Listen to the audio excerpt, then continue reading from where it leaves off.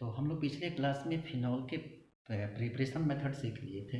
उसके बाद उसके हम लोग प्रिपरेशन मेथड कैसे बनाते हैं। अब सबसे पहले तो हम लोग उसका यूपीएससी नेम सीखे थे, फिर उसके बाद उसका प्रिपरेशन मेथड सीखे थे। अब इस लेक्चर में हम लोग इसके फिजिकल प्रॉपर्टी को कवर करेंगे और कोशिश करेंगे कि कुछ इसके केमिकल प्रॉपर्टी भी कवर हो जाए। तो अगर हम इसके फिजिकल प्रॉपर्टी की बात करें तो कहते हैं कि जनरली फिनॉल जो होते हैं वो एक कलरलेस लिक्विड होते हैं, ठीक है। लेकिन सबसे बड़ा चीज़ होता है कि अगर इनकी मेल्टिंग और बॉइलिंग पॉइंट की बात करें तो जिस तरह से इसके बीच में हाइड्रोजन बॉन्डिंग होता है, हाइड्रोजन बॉन्डिंग एक इम्पॉर्टेंट फैक्टर के रूप में काम करता है कि इसकी मेल्टिंग पॉइंट बढ़ती है कि घटती है। अगर सबसे बड़ा चीज़ होता है कि हाइड्रोजन बॉन्डिंग जो होता है दो तरह की होता है, एक होता है इंटर हाइड्रोजन बॉन्डिंग और एक होता है intra hydrogen bonding.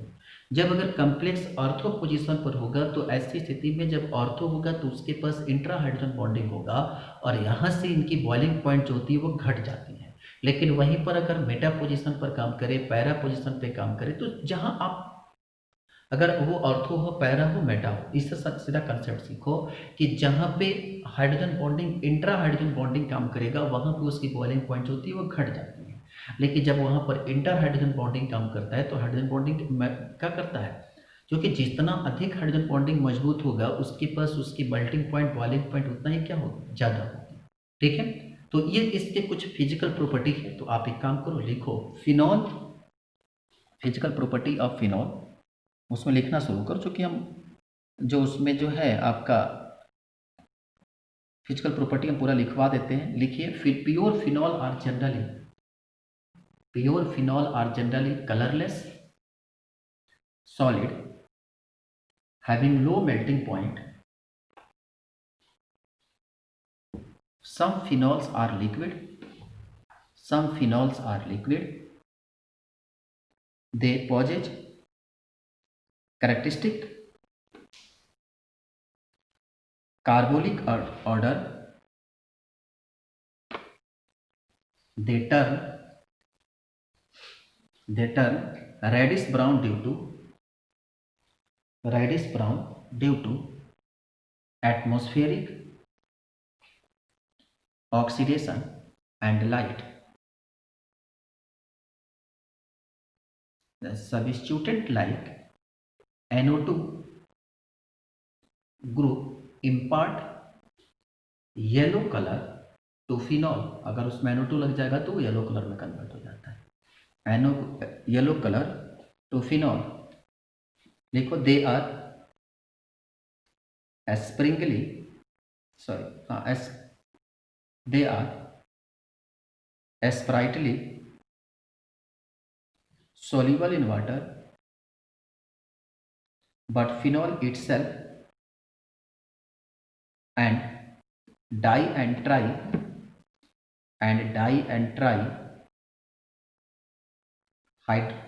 hydric phenol are very soluble. This shows that the solubility in water increases with increase the hydroxy group. याद रखेंगे, जितना OH बढ़ेगा solubility उतना बढ़ेगा। Hydroxy group, they usually have a relatively high boiling point due to intermolecular hydrogen bonding.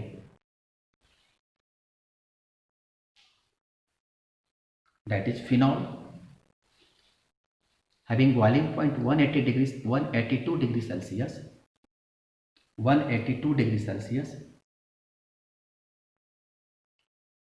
whereas n-heptane having 182 degrees, when having n-heptane having boiling point 82 degree Celsius, sorry 98 degree Celsius. कहा कि phenol का अगर आप देखोगे तो phenol जो होता है उसकी बॉइलिंग पॉइंट जो होती है वह 192 डिग्री, कितना लिखवाएं, 182 लिखवाएं, फिनॉल का 182 degree Celsius, non 92, 182 degree Celsius, जबकि एन हेप्टेन जो होता है या एन हेप्टेनॉल जो है, जो हमारे पास जो इसका मॉलिक्यूलर वेट है हेप्टेनॉल 6 कार्बन का चेन ये भी है, पर अगर CH3 CH2 CH2 CH2 CH2 1 2 3 4 5 CH2OH है, इसका जो बॉइलिंग पॉइंट होता है वो घट जाता है और घट कर 98 डिग्री सेल्सियस। तो हाइड्रोजन बॉन्डिंग एक बड़ा इंपॉर्टेंट रूप में काम करता है। ठीक है, चलिए क्या among the isomer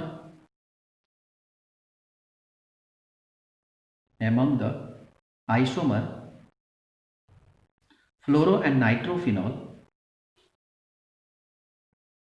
the melting point and boiling point of the orthoisomer are less than meta and para isomer. The melting and boiling point of orthoisomer is less than meta and para isomer. This difference is due to different type of hydrogen bonding. This difference is due to different type of hydrogen bonding. Orthoisomer does not associated with its, ऐसा लिखो, due to intramolecular hydrogen bonding, due to intramolecular hydrogen bonding, ortho isomer does not associated with other molecules और with water molecules, therefore its melting and boiling points, therefore its melting and solubility are less on other meta and para isomer having higher melting point and boiling point due to intermolecular hydrogen bonding, due to intermolecular hydrogen bonding. अब देखो कब melting point boiling point ज़्यादा होगा, ये थोड़ा सा line आपको समझने में दिक्कत होगा। हम आपको बताएं कि अगर मान लो कि हमारे पास ये एक नाइट्रो ग्रुप यहाँ दिया गया है, ठीक है, और यहाँ पे अगर OH है, अब यहाँ पे क्या होगा, अब इसमें जरा बताओ, एक कंडीशन ये मिल गया हमको और एक कंडीशन मान लो कि हमारे पास एक नाइट्रो ग्रुप यहाँ दिया हो,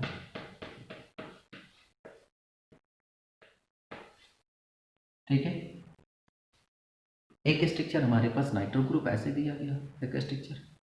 अब इनकी अटैचमेंट अगर गौर से देखो, ठीक है, अब अगर इसके स्ट्रक्चर को अगर गौर से देखोगे तो अटैचमेंट अगर यहाँ पे हमारे पास, अब एक काम करो यहाँ OH,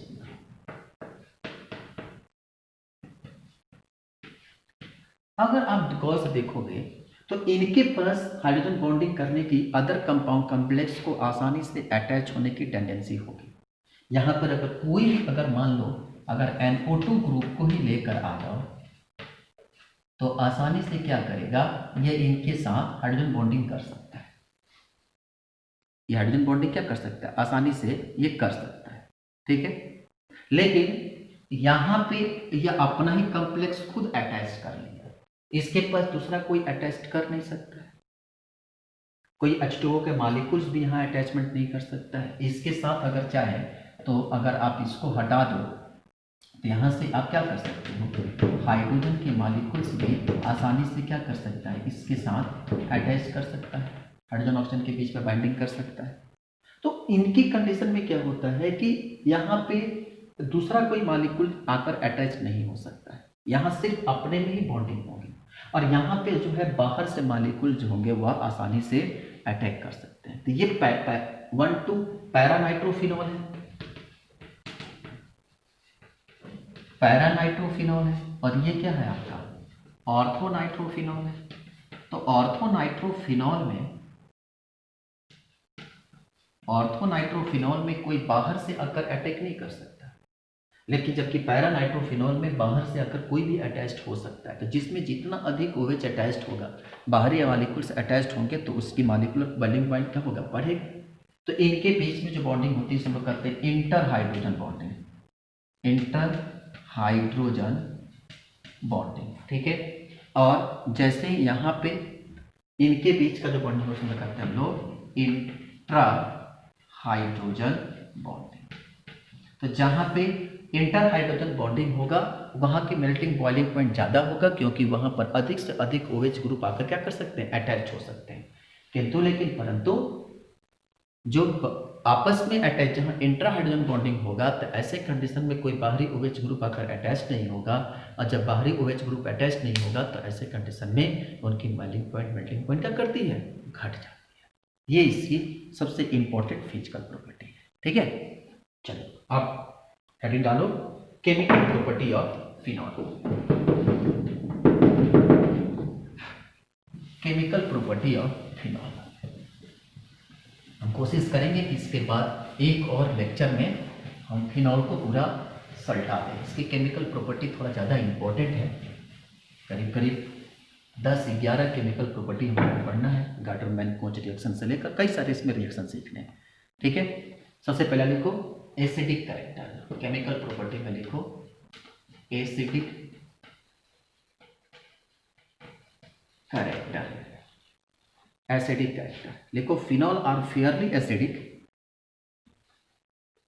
acidic compound and form salts with alkaline metal but hydroxide which are named as phenoxide do not form salt with carbonate and bicarbonate। कहा कि ये काफ़ी वीक जो होता है वह एसिड होता है। फिनॉल जो होता है ये फेयरली एसिडिक होता है, ठीक है। एंड जो जब भी ये किसके साथ क्या करता है, कोई भी सॉल्ट के साथ जनरली मेटल के साथ मिलता है तो मेटल का फिनॉक्साइड बनाता है। जैसे में अगर मान लो, देखो बेटा, अगर जहाँ हम AR लिखेंगे ना, ये AR का मतलब, ये इसका मतलब ये नहीं होता है कि आर्गन है, ठीक है। ये बात ध्यान रखना बेटा, जहाँ पे AR हम लिखेंगे वहाँ पे ये एरिल का मतलब, ठीक है, मतलब C6H5 है। इस चीज़ को आप हमेशा याद रखिएगा, ठीक है, क्योंकि फिनॉल में जहां हम AR लिखेंगे ये AR का मतलब है C6H5 या नहीं, या तो ये डब्बा, ठीक है। इन दोनों का मतलब जो है वह AR, ठीक। आई बात समझ, इसको आर्गन मत समझना। तो मान लो कि यहाँ पे ArOH है और इसके साथ NaOH के साथ रिएक्शन करें, ठीक चलेगा। तो यहाँ से जब ये AR यहाँ OH है या यहाँ पे क्या है ये OH है, यहाँ से टूटेगा तो माइनस और ये क्या प्लस, यहाँ से टूटेगा ये माइनस और ये क्या प्लस, ठीक है। या तो आप एक काम करो, इसको ऐसे तोड़ो, सोडियम को प्लस में और OH क्या माइनस में, ये यहाँ पे ये इसके साथ मिलेगा और ये इसके साथ मिलेगा। ये गलत डायरेक्शन होता है, नेगेटिव टू पॉजिटिव होता है। तो यहाँ पे क्या बनेगा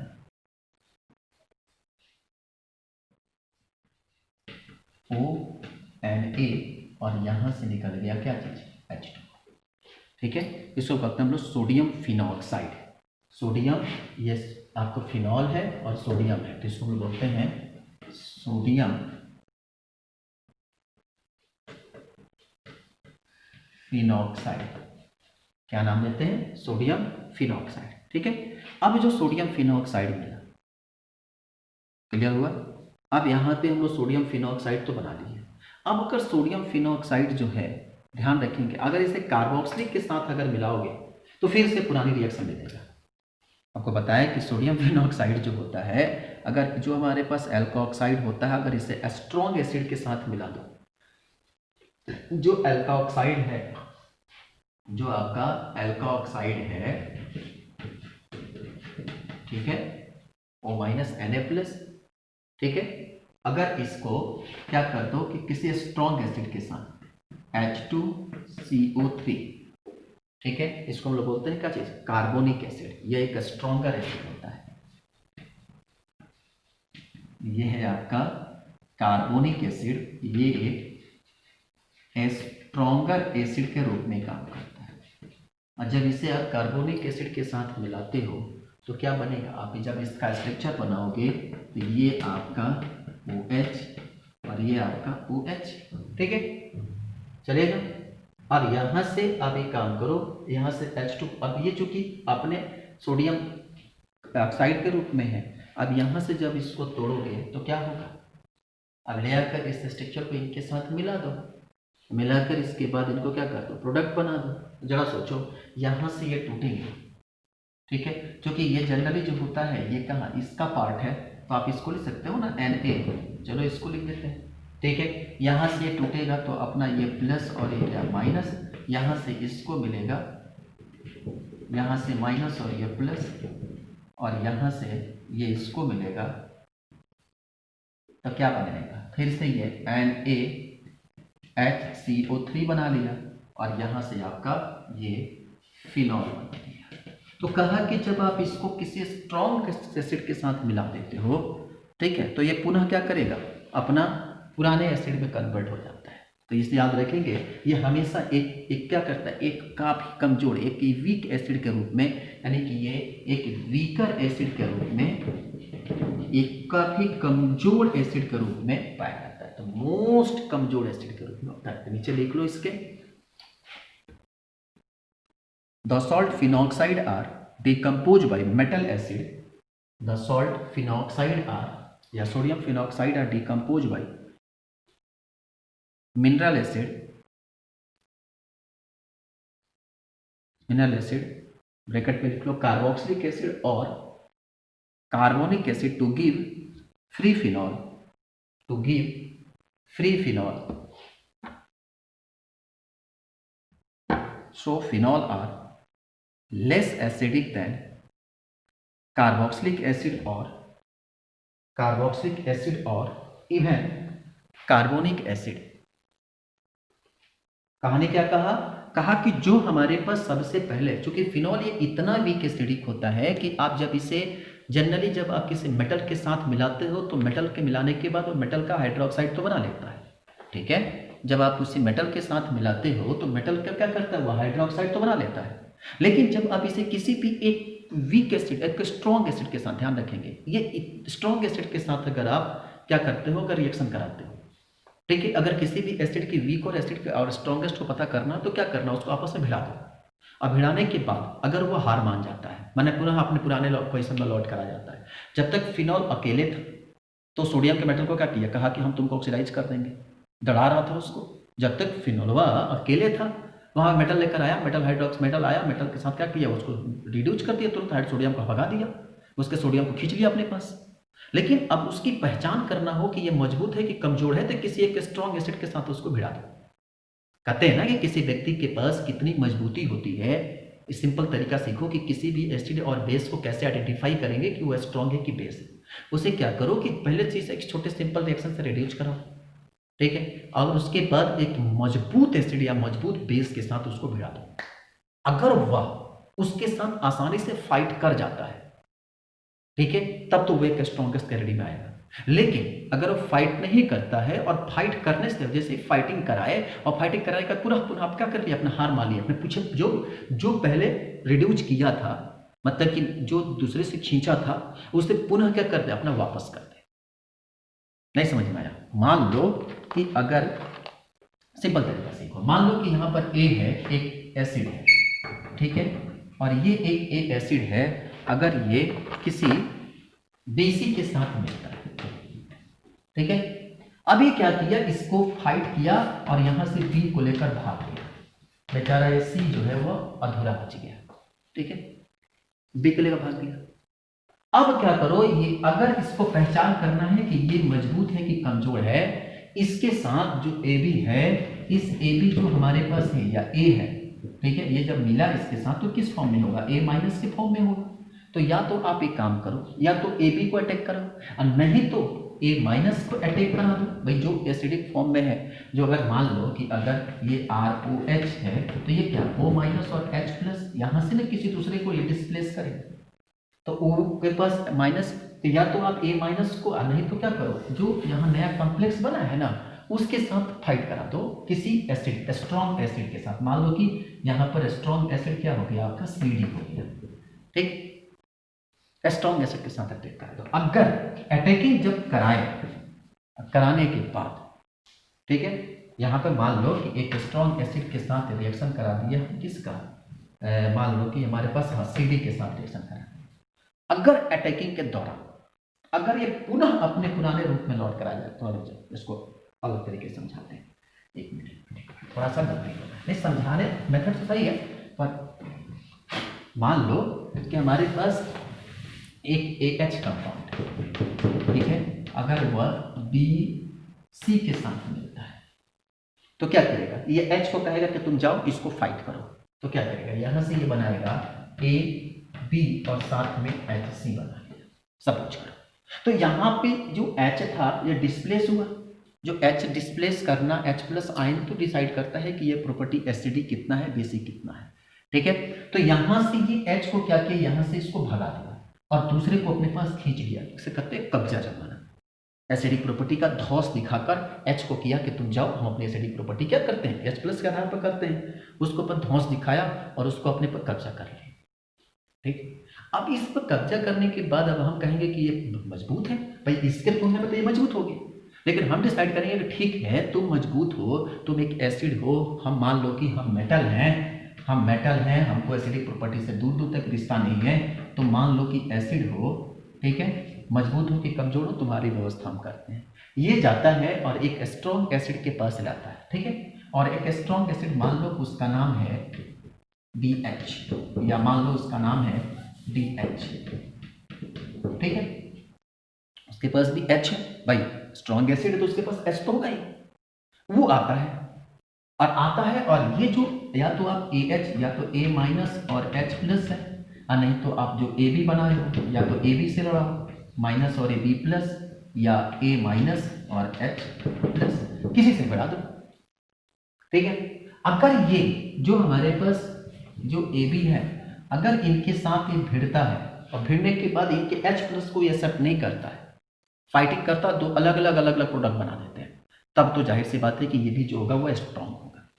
लेकिन फाइटिंग करना शुरू किया और इस क्या किया, अपना H प्लस इसको साट दिया और इनको वहां से आजाद कर दिया, मतलब यहां से फिर क्या किया AH और यहां पर क्या बना दिया DB बना दिया, मतलब इनको क्या किया कि अपना H प्लस इनको साट दिया, कहा कि हम तुमसे ज्यादा मजबूत हैं, अपना H प्लस फेंक देना उनको, मतलब कोई भी कम्प्लेक्स अपना H प्लस आयन दूसरे को देना, मतलब ये H प्लस आयन इसको देता है, इसका कम्प्लेक्स को अपने ले लेता है।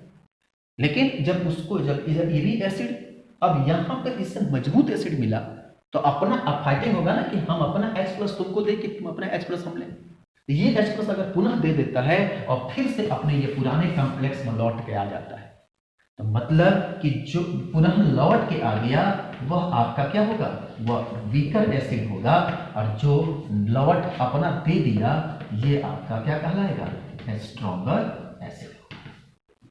तो इसी कहानी होती है फिनॉल में। यहां देखो ये फिनॉल है, यहाँ सोडियम हाइड्रोक्साइड के साथ मिला, अपना H प्लस इनको साट दिया, यहाँ से H2 बना दिया, ठीक, इनका सोडियम लेकर हट गया, मतलब कि यहाँ पे जो सोडियम आया, अब अगर यहाँ पर एक स्ट्रॉन्ग एसिड या तो आप H2CO3 को लाओ या क्या करते हैं CH3COO एसिटिक एसिड को लेकर आओ, तो अगर वो वहां से इनका H प्लस आकर अपना फिर से वह दोबारा फिनॉल बना लिया, मतलब ये क्या है, इनके पास वो टेंडेंसी नहीं है कि हम मजबूत एसिड को साथ फाइट कर सकें। ये प्रूफ करता है कि फिनॉल जो होता है वो क्या होता है, एक वीक एसिड के रूप में काम करता है, ठीक है। ये होती है इसकी कंसेप्ट समझने का, चलेगा। चलो अब इसके बाद तो कहते हैं कि इनके पास जो होता है ये आसानी से क्या बना सकते हैं, ये रेजोनेंस बनाने का मतलब इस टेंडेंसी बहुत अच्छा रखते हैं। आपको हम होमवर्क देते हैं, आप यहाँ से फिनॉल का आपको रेजोनेटिंग स्ट्रक्चर खींचना है, ठीक है, और खींचकर आपको दिखाना है, बना लोगे ना। अगर मान लो ये यहाँ पे इस तरह के डबल बॉन्ड है तो आपको फिनॉल का क्या करना है, रेजोनेटिंग स्ट्रक्चर खींचना है, ठीक है, खींच के ये आपका यहाँ से और यहाँ तक आपको पहुँचाना है, ठीक है। ये आपका होमवर्क है, मैं उम्मीद करते हैं कि आप जरूर इसको कर लेंगे, ठीक। तो याद रखेंगे कि हमेशा फिनॉल जो होता है वह फिनॉक्साइड का फॉर्मेशन करना, जो आपका जो ये फिनॉल है ठीक है। अगर यहां से H प्लस आयन को डिस्प्लेस कर दोगे, यहां नीचे बनाते हैं, ठीक है, ऑक्सीजन माइनस और H प्लस आयन अगर ये डिस्प्लेस होता है तो इसको हम लोग कहते हैं फिनॉक्साइड आयन, ठीक है। नीचे दिख रहा है ना, ये कहलाता है आपका फिनॉक्साइड आयन। नहीं दिख रहा है, इसको हम लोग कहते हैं, देख लो, इसको बोलते हैं हम लोग फिनॉक्साइड आयन, ठीक है। चलिए, यहां तक तो हो गया, इसकी पहले केमिकल प्रॉपर्टी हो गई। चलिए, इसके बाद आगे डालिए, effect of substitution on acidic of phenol, effect of substituent on the acidity of phenol, effect of substituent on acidity of phenol.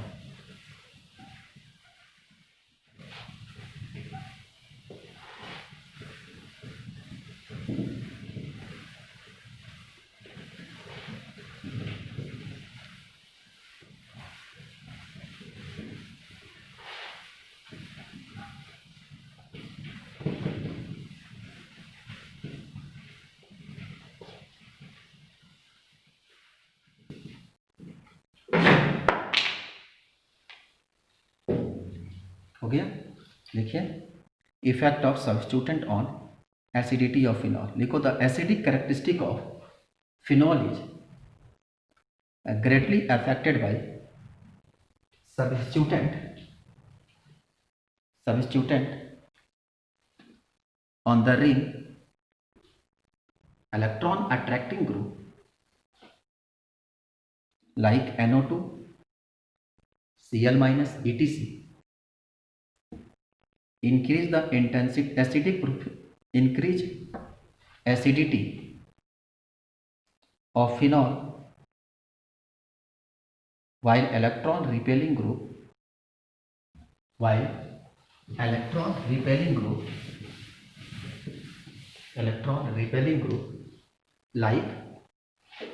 CH3, C2H5, etc.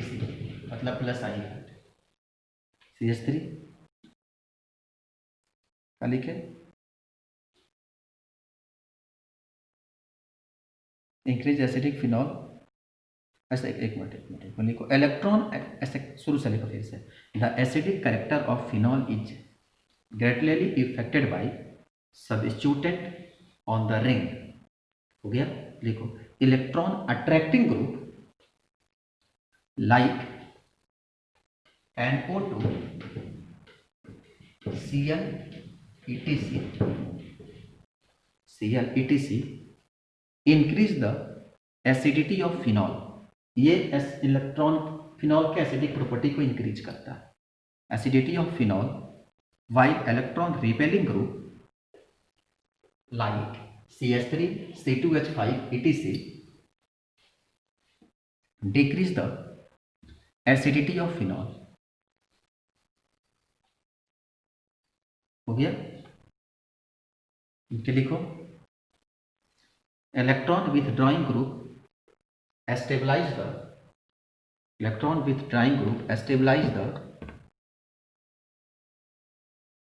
peroxide ion and increase the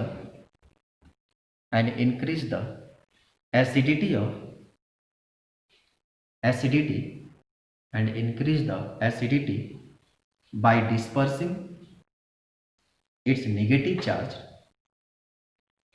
negative charge by mesomeric effect and bracket में लिखा -m effect और inductive effect -I effect और ऐसा लिखो, and electron releasing substituents destabilize phenoxide by +I और +M effect, hence decrease the acidity decrease the acidity. कहा कि अगर प्लस आई इफेक्ट, आपको याद रखना कि जनरली फिनॉल पर जब प्लस आई इफेक्ट लगेगा तो क्या होगा, या तो प्लस आई इफेक्ट हो या प्लस एम इफेक्ट हो, जहाँ पर वहाँ पे क्या होगा कि इसकी एसिडिक प्रॉपर्टी जो होती है वो डिक्रीज कर जाती है, पर जहाँ पर माइनस आई इफेक्ट लगता है या माइनस एम इफेक्ट लगता है वहाँ पर इसकी एसिडिक प्रॉपर्टी इंक्रीज कर जाती है। क्यों? क्योंकि इसकी एसिडिक प्रॉपर्टी इंक्रीज करने के पीछे रीजन ये होता है कि प्लस आई इफेक्ट हमेशा जो होता है वो ऑर्थो और पैरा पर लगता है। प्लस आई इफेक्ट हमेशा कहाँ लगता है? ऑर्थो और पैरा पोजिशन पर लगता है, जबकि माइनस आई इफेक्ट जो होता है हमेशा मेटा पोजिशन पर लगेगा।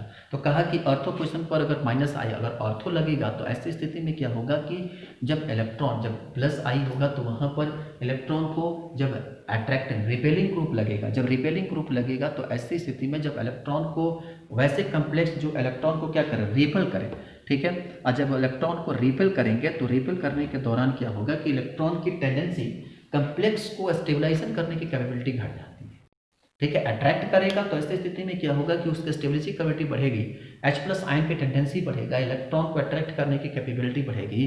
तो ऐसी स्थिति में क्या होगा, पढ़े हो ना लुईस एसिड लुईस बेस का कंसेप्ट, जो इलेक्ट्रॉन जो लोन पेयर क्या करता है, डोनेट करता है, वो बेस होता है, एक्सेप्ट करता है तो एसिडिक होता है। तो ऐसी स्थिति में क्या होता है कि उसके पास जब जितना इलेक्ट्रॉन को अट्रैक्ट करने की कैपेबिलिटी होगी उतना ही उसकी एसिडिक प्रॉपर्टी क्या करेगा, बढ़ेगा। और जितना ही इलेक्ट्रॉन को रिपेल करने की, जितना इलेक्ट्रॉन रिपेलिंग ग्रुप लगेगा तो ऐसी स्थिति में उसकी एसिडिक प्रॉपर्टी क्या करेगा, डिक्रीज करेगा। और जब इलेक्ट्रॉन रिपेलिंग ग्रुप लगेगा तो ऐसी स्थिति में CH3C2H5 लगेंगे, और CH3C2H5 लगेंगे तो ऐसी स्थिति में क्या होगा कि प्लस आई इफेक्ट लगेगा। बस CH3CH2H5 सब क्या है, प्लस आई इफेक्ट शो करते हैं। जो प्लस आई इफेक्ट शो पर करेगा, रिलीजिंग ग्रुप लगेंगे तो ऐसी स्थिति में उसकी एसिडिक प्रॉपर्टी क्या करेगी, डिक्रीज कर जाती है, ठीक है। चलो याद रखेंगे ऑर्थो और पैरा पोजिशन की एक कंसेप्ट होती है, ठीक है। चलिए अब इसके बाद हेडिंग डालिए एस्ट्रिफिकेशन। अगला प्रॉपर्टी लिखिए एस्ट्रिफिकेशन। सेकेंड प्रॉपर्टी लिखिए phenol react with acid in presence of polyphosphoric acid और टॉल्विन, पॉलीफॉस्फोरिक एसिड और टॉल्विन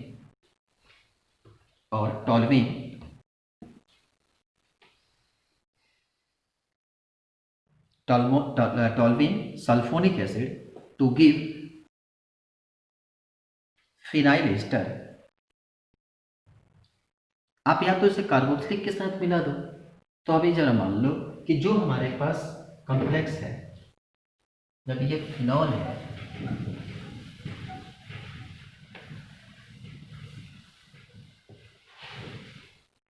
जो ये फिनॉल है आपका,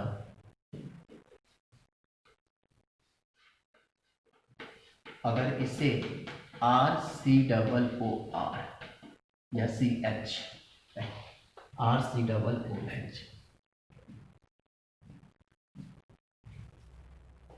RCOOH के साथ रिएक्शन करा, ठीक है। अब बताओ, जैसे यहाँ पे RCOOH लेकर आते हो तो क्या होगा, मिला बनाओ। देखो कोई भी रिएक्शन को क्या करो ना कि तुम अपने से भी बनाओ, सब हमारे ऊपर मत छोड़ दो। क्या होगा, यहाँ से फिनॉल, यहाँ से OH है, यहाँ से RCOOR है, ठीक है। RCOOR है, यहाँ पर OH है, इसके डिस्प्लेस करो, यहाँ से डिस्प्लेस करके मॉलिक्यूल्स बनाओ। क्या बनेगा, क्या बनेगा, जल्दी बताओ। करेक्ट बना दे। ये यहाँ से H निकलेगा, यहाँ से OH निकलेगा, क्या बनाएगा, H2O बना लेगा। यहाँ से क्या लिख सकते हैं, RCOO, और यहाँ से क्या बनेगा, फिनॉल, और यहाँ से H2O बन जाएगा। तो ये आपके क्या बन गया, एस्टर। इसी को कहते हैं हम लोग एस्ट्रिफिकेशन, ठीक है। तो बन गया एस्टर, बना लेंगे आप।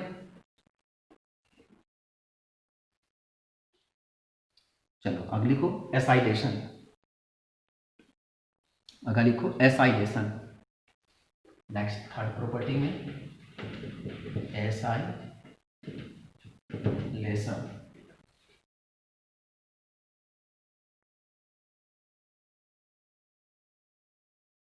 एसाइलेशन क्या बात है, लिखवा दीजिए हो रहा है, लिख लिए एसाइलेशन, लिखिए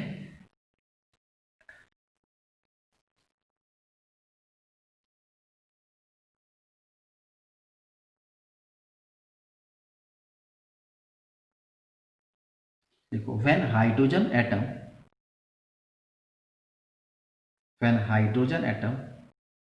ऐसा लिखो, पहले लिखो phenol react with acid chloride and acid hydrides, phenol react with acid chloride and acid hydride in presence of alkalis to produce acyl derivative or ester, acyl derivative or ester. This reaction is known as, this process is known as acylation. acylation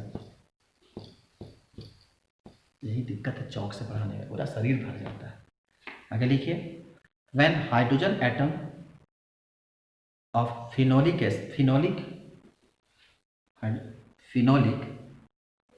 bracket में लिख लो OH is replace by acetyl group bracket में लिख लो COCH3 acetyl group, it is called acetylation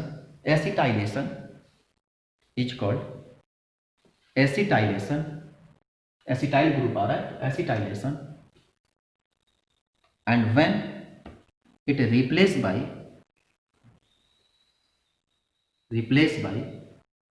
benzoyl group benzoyl group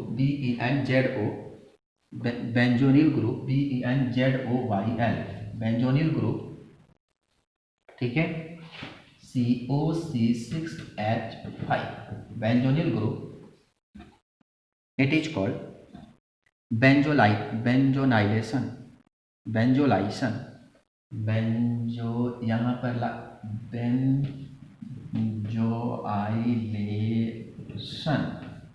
benzoylation पता नहीं क्या करते हैं, benzoylation हो गया बना लो। अब मान लो कि हमारे पास अगर एसिटिक ग्रुप से रिप्लेस करते हैं तो कहलाता है एसिटाइलेशन, और अगर बेंजाइल ग्रुप से करते हैं तो कहलाता है बेंजोलाइजेशन। ठीक है, अगर एग्जांपल में देखें तो C6H5OH, ठीक है, अगर इसको अगर एसिटिल ग्रुप थे तो अगर मान लो कि यहाँ पर क्या CH3COCl हाइपो, ठीक है, इसके साथ अगर रिएक्शन कराते तो क्या बनेगा, यहाँ से Cl को उठाओ, यहाँ पे CH को शिफ्ट कर दो, यहाँ से Cl को हटाओ, यहाँ से क्या हटाओ, Cl को हटाओ, इसके साथ यहाँ शिफ्ट करो तो ये CH3CO, यहाँ पे क्या आएगा CH3CO, यहाँ पे आ गया CO, ठीक है, OC6H5 और यहाँ से निकल गया, इसे कहते हैं हम लोग एसिटाइलेशन। ठीक है, लेकिन यहीं पर अगर मान लो कि एसिटिक एनहाइड्राइड अगर थोड़ी ज़्यादा मात्रा में इसको ले लें, अगर यहीं पर ये C6H5OH है, ठीक है, अगर यहीं पर एसिटिक एनहाइड्राइड ले लें, जैसे मान लो कि CH3CH2 का होल ट्वाइस 4, ये हो गया acetic anhydride, sorry acetic anhydride के लिए यहाँ पर ऑक्सीजन होना चाहिए, एसिटिक एनहाइड्राइड को ले लो, ठीक है, और जब इसको प्रोडक्ट बनाओगे तो क्या बनेगा, जरा समझो कैसे बनाओगे, ये है आपका C6H5OH, ठीक है, ये ऑक्सीजन है, एक तरफ है आपका CH3 C double bond O, गड़बड़ गड़बड़ गड़बड़ गड़बड़ गड़बड़ गड़बड़ गड़बड़ गड़बड़ गड़बड़ गड़बड़, ये स्ट्रक्चर कुल मिला जुला कर ऐसे बनेगा।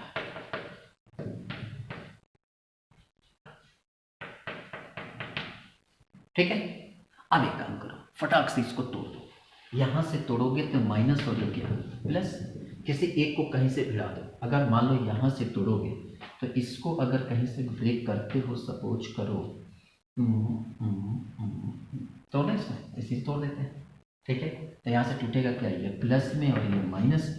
ये जो -1 है इसको यहाँ भिड़ा दो और इसको जो है ये जो है यहाँ लगा दो, तो ये क्या बन जाएगा, ये इसके साथ मिलेगा तो CH3 C double bond OH बनेगा, और इसके साथ बनेगा तो C6H5, ये क्या है O, और इसके साथ यह कर इसको जोड़ दो। दिख रहा है ना, ऊपर करना है, देखो दिख रहा है, आगे देखो, ठीक है।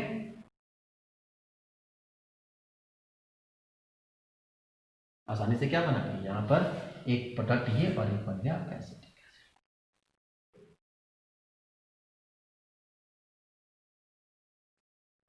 बना लिए, ये बहुत आसान रिएक्शन है।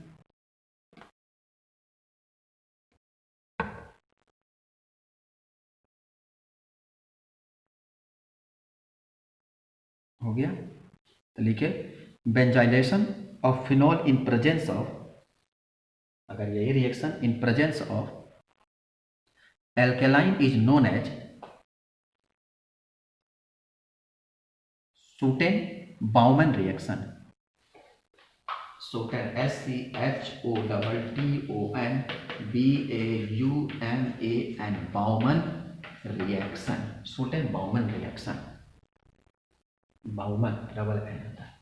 कब, अगर यही जो रिएक्शन हमारे पास है C6H5OH, अगर इसकी रिएक्शन अगर मान लो कि C6H5COCl का रिएक्शन अगर किसी भी अल्का ऑक्साइड यानी कि NaOH के साथ करा दे तो Cl इसके साथ बन जाएगा, तो C6H5CO और ये क्या OC6H5 और यहाँ से क्या हो गया HCl। तो इस रिएक्शन को हम लोग करते हैं शॉर्टेन-बाउमैन रिएक्शन। क्या बोलते हैं इसको हम लोग, शॉर्टेन-बाउमैन रिएक्शन।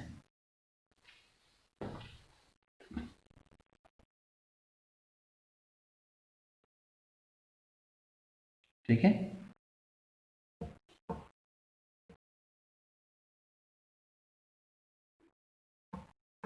शॉर्टेन-बाउमैन रिएक्शन चलेगा। अब देखो नीचे लिखो, phenyl Easter when heated, phenyl Easter when heated with anhydrous aluminum chloride undergoes a rearrangement is called Friese rearrangement, FRIES, Friese rearrangement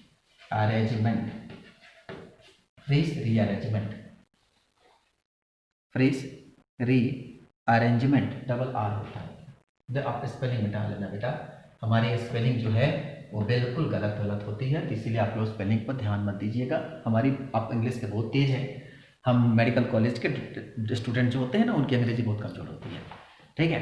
इसीलिए स्पेलिंग तो हम लोग कितनी गंदी होती है इसका आदत आते हैं, इसलिए इसको होता है हम लोग फ्रीज रीअरेंजमेंट, फेरिस रीअरेंजमेंट। कहा कि अगर अब ईस्टर है, ठीक है, तो उसी स्थिति में हम लोग फ्रीज रीअरेंजमेंट में क्या होता है इसी कंसेप्ट समझते हैं।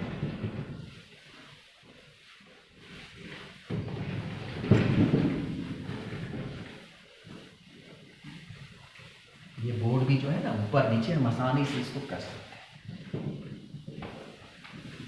रोज व्हाइट बोर्ड पर पढ़ते थे, सोचे कि आज हम लोग ग्रीन बोर्ड पर पढ़ते हैं, कैसा लगता है, कैसा लगा आप लोग का, आप जरूर बताइएगा। आप जितनी बार कमेंट करेंगे उतना अच्छा लगेगा, ताकि आपको से हमको सीखने को मिलता है। बहुत बच्चे होते हैं जो छोटी हमारी गलतियां पकड़ते हैं, जैसे एक प्राची यादव है, हमारी छोटी गलती पकड़ती है, बहुत अच्छा लगता है हमको। वह हर चीज़ को छोटे चीज़ों को देख के बताती है कि सर आप यहाँ गलत किए हैं, तो अगली बार से हम उस पर ध्यान देते हैं। जब भी अब हमको बताती है कि सर यहाँ आप गलती किए हैं, हमको बहुत अच्छा लगता है कि कम से कम आप हमारी गलती तो बता रहे हैं। और इंसान जो होता है वो गलतियों का पुतला होता है, गलतियों से ही सीखी जाती है, ठीक है। तो आप हमारी गलतियाँ जहाँ भी मिले आप ज़रूर बताइए, ताकि हम भी जो हैं बाई बर्थ केमिस्ट्री तो सीखे नहीं हैं, इसीलिए अच्छा लगता है। खासकर प्राची को बहुत बहुत धन्यवाद, ताकि हमारी वो इतने ध्यान से बातें सुनती है। जो प्राची यादव बड़ी अच्छी स्टूडेंट है, हमारे लगभग हर वीडियो पर उनका कुछ ना कुछ कमेंट रहता है। वो गए ऋतिक वर्मा करके हैं, कुछ बच्चे लोग के जिनकी कमेंट काफ़ी अच्छी रहती है, तो आप लोगों को बहुत बहुत धन्यवाद। और ख़ासकर प्राची को स्पेशली, जो कि छोटी छोटी बातों को ध्यान रखती है। वो कभी कभी हम जब हमारा माइनर मिस्टेक भी होता है तो उसको बताती है कि सर आप यहाँ गलती किए हैं, तो ये चीज़ें बहुत अच्छी लगती है। तो इसलिए प्राची को फिर से बहुत बहुत धन्यवाद आपको कि आप हमारे एक छोटे छोटे मिस्टेक को भी आसानी से पकड़ लेते हैं। ठीक है, चलिए, कहा कि अगर मान लो कि रीअरेंजमेंट में क्या होता है कि जो स्ट्रक्चर आपके दिया गया, ध्यान रखेंगे फेरिस रीअरेंजमेंट, कहीं पर भी स्ट्रक्चर अगर रीअरेंजमेंट की बात कर रही है तो वहाँ पे हम मेन चेन को डिस्टर्ब करेंगे। जब भी आपके पास रीअरेंजमेंट देने की बात आएगी तो स्ट्रक्चर में आप हमेशा मेन चेन को डिस्टर्ब करना, साइड चेन को कभी डिस्टर्ब मत करना। ठीक है, जैसे में अगर मान लो कि हमारे पास एक स्ट्रक्चर दिया गया हो कुछ इस तरह का COCH3, ठीक है, मान लो कि इस तरह से अगर कोई स्ट्रक्चर दिया गया, ठीक है, या आपको मान लो कि इस थोड़ा सा हम एक स्ट्रक्चर को इस तरह से समझाते हैं, OCO3। अगर ये रीअरेंजमेंट करना, फेरिस रीअरेंजमेंट करना, ठीक है, अगर फेरिस रीअरेंजमेंट होगा तो आप ध्यान रखेंगे जब भी डिस्टर्ब करना होगा तो आप मेन चेन को डिस्टर्ब करो। यहाँ से H है, इसको अगर यहाँ पे H है, इस H को यहाँ शिफ्ट कर दोगे तो क्या बन जाएगा, बन जाएगा इसी का स्ट्रक्चर एक और बन सकता है।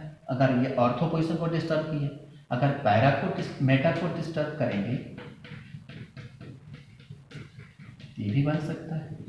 अगर इसके ये आपका मेटा का बना है, अगर हम पैरा को डिस्टर्ब करें, मतलब कि यहाँ की पोजीशन को डिस्टर्ब करें,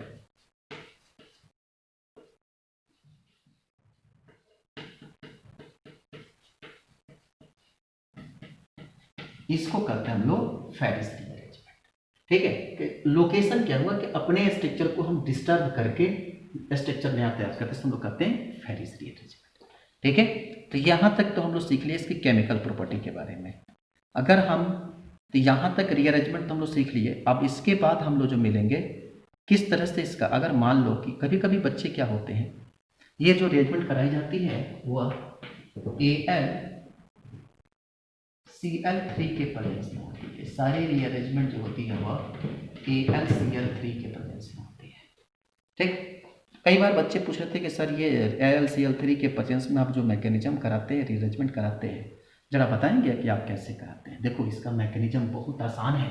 अगर इसका थोड़ा सा अगर हम इसका मैकेनिज्म की चर्चा करें तो क्या होता है कि देखो, ये स्ट्रक्चर में हमारे पास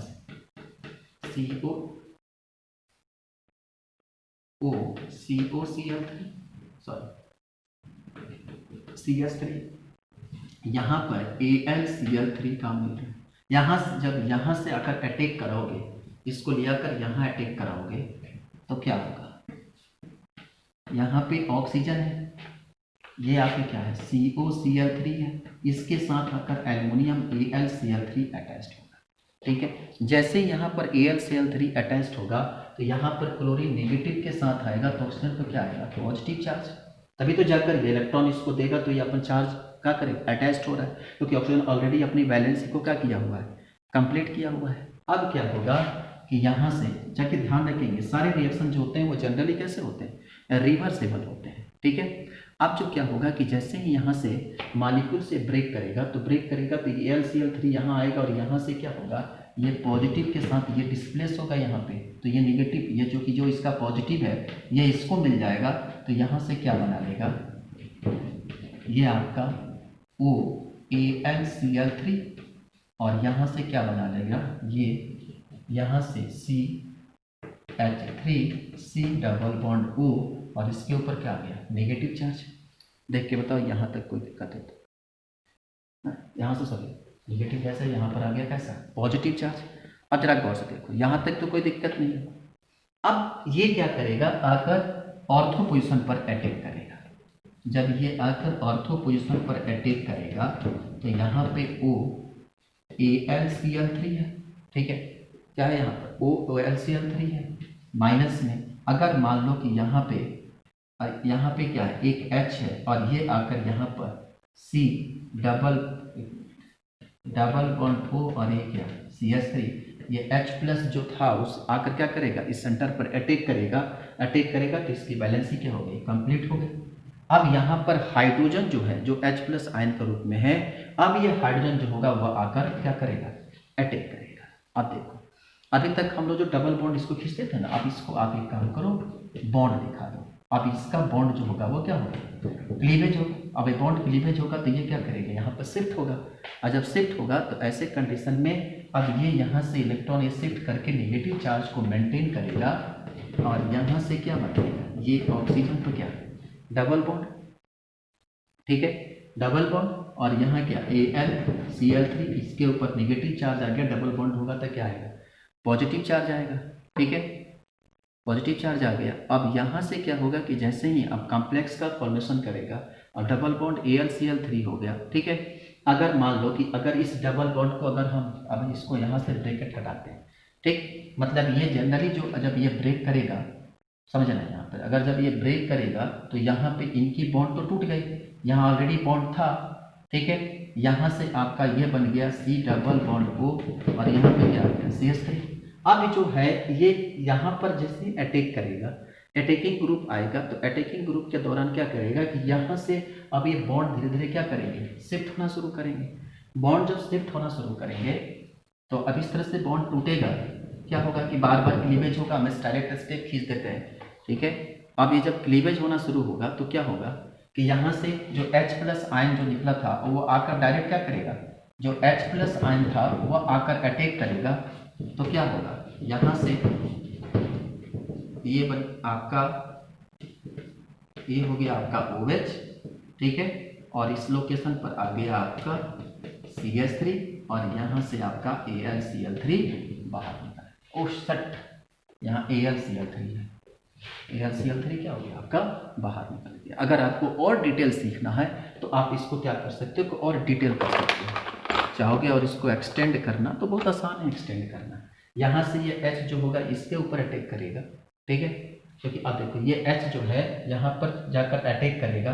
अब तुम चाहोगे तो इसको तुम यहीं से ही डिस्प्लेस कर सकते हो, तुम चाहोगे तो इसको यहीं से आराम से इस H को क्या करो, यहाँ पर अटैक कराओ, अटैक कराओगे तो ये बॉन्ड क्या करेगा, ब्रेक करेगा, ब्रेक करने के बाद यहाँ पर अटैचमेंट होगा, ठीक है, और अटैचमेंट जब होगा तो आप इसको देखो, या तो चाहो तो इसको दो सिंपल तरीका, यहाँ अटैक करा रखो, अब इस H को लेकर यहाँ अटैक करा दो डायरेक्ट रूप से, जो कॉम्प्लेक्स ये बना है ना, ठीक है, यहाँ अटैक हो रहा है, अब हम इसको यहीं से बनाते हैं, देखो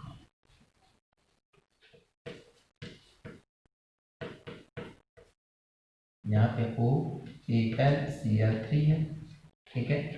अब ये जो H है इस H को लेकर यहाँ अटैक करो, और यहाँ पे क्या आया था, OCH3 था, H को लेकर यहाँ अटैक करोगे तो ये AlCl3 का करेगा, बाहर निकलेगा, तो आप डायरेक्ट यहीं से OH C double bond CH3 और यहाँ से AlCl, तो यही तो रूल होता है। आप चाहो तो इसको ऐसे खींच के लिए करो और नहीं तो आप डायरेक्ट बनाओ, ठीक है। तो याद रखेंगे यहाँ पे जो भी प्रोडक्ट हम बनाएंगे तो ये जो कैटलिस्ट होता है ना, कैटलिस्ट का काम ही क्या होता है, रिएक्शन में पार्टिसिपेट तो करता है पर लास्ट में एज ए फिर से क्या करता है, बाहर निकल जाता है। तो बड़ा सिंपल तरीका होता है इसको बनाने का। अगर आप इसको काफ़ी फेयर तरीके से बनाना हो, काफ़ी सिंपल तरीके से बनाना हो तो आप इसको बहुत आसानी तरीके से बना सकते हो। कैसे कि यहाँ पे जो आपका स्ट्रक्चर दिया गया है, क्या दिया गया है, OCO-CH3 है, इसको आप AlCl3 के साथ मिलाओ, लेकर यहाँ पर अटैक कराओ, ठीक है। आप अगर नहीं चाहते हो तो यहाँ पे क्या होगा, ये OCO-CH3 है, यहाँ पर आएगा AlCl3, इसके साथ ये माइनस और यहाँ पे क्या है प्लस, ठीक है। ये आकर जब क्या होगा अलग होगा तो यहाँ से ये बनेगा AlCl3, ठीक है, और यहाँ पे क्या है आपका H ऑलरेडी है और C डबल बॉन्ड OCH3, यहाँ से ये क्या आएगा, प्लस चार्ज में आएगा।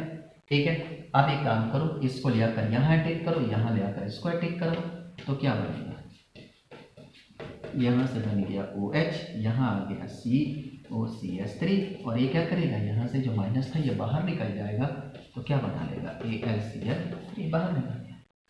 तो आप चाहो तो इसको भी आसानी तरीके से बना सकते हैं। ठीक है, अगर आपको मन करे तो यहाँ अटैक करो, अगर आपका इच्छा हो रहा है कहीं और जगह अटैक कराने का, तो आप कहीं और भी अटैक करा सकते हो। इसका अटैकिंग अगर आप चाहते हो तो यहाँ पे AlCl3 है, अटैकिंग यहाँ भी करा सकते हो, COCH3 बन जाएगा, यहाँ का H और यहाँ पे क्या COCH3 बन गया। फिर इसको चाहो तो अब AlCl3 को बाहर निकाल दो, यहाँ आ जाएगा आपका COCH3 और सीधा आ गया AlCl3। तो कोई भी तरीके से आप आसानी से क्या कर सकते हैं, इसको खींच सकते हैं। ठीक है, चलो बना लो, बना लिए, दिख रहा है नीचे ना, ऊपर कर देते हैं। ठीक है, इसको बना लो।